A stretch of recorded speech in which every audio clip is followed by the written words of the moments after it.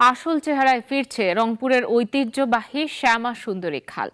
দূষণে আর ময়লার ভাগাড়ে পরিণত হওয়া খালটি পুনরায় সংস্কারের উদ্যোগ নিয়েছে সিটি কর্পোরেশন ও বেসরকারি স্বেচ্ছাসেবী সংস্থা বিডি ক্লিন। সিটি কর্পোরেশনের এমন সিদ্ধান্তে খুশি এলাকাবাসী। রংপুর প্রতিনিধি ফাহাদ হোসেন সাহসের তথ্যচিত্রে অলিউল রনির রিপোর্ট। ১৩৪ বছরের ঐতিহ্যবাহী শ্যামাসুন্দরী খাল সময়ের সাথে সাথে ঐতিহ্য হারিয়ে পরিণত হয়েছে ময়লার ভাগাড়ে, যা নগরবাসীর জন্য হয়ে উঠেছিল এক ধরনের অভিশাপ।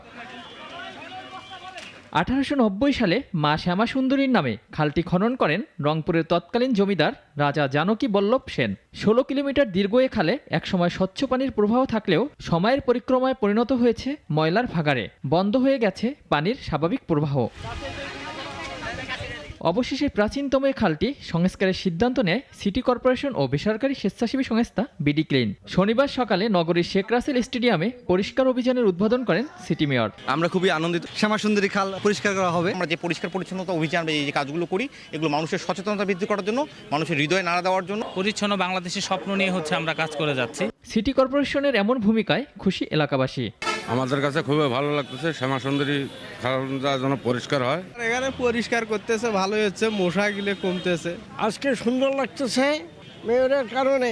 একটা সুন্দর পরিচ্ছন্ন দেশ পাবো এই কাজগুলো যদি অব্যাহত থাকে। প্রথম দিনে ৫ কিলোমিটার পথ পরিষ্কার করা হলেও অব্যাহত থাকবে বাকি অংশ পরিষ্কারের অভিযান, জানান নগরপিতা। আজকে আমরা সূচনা করতেছি, এটা কন্টিনিউ করার দায়িত্ব আমাদের।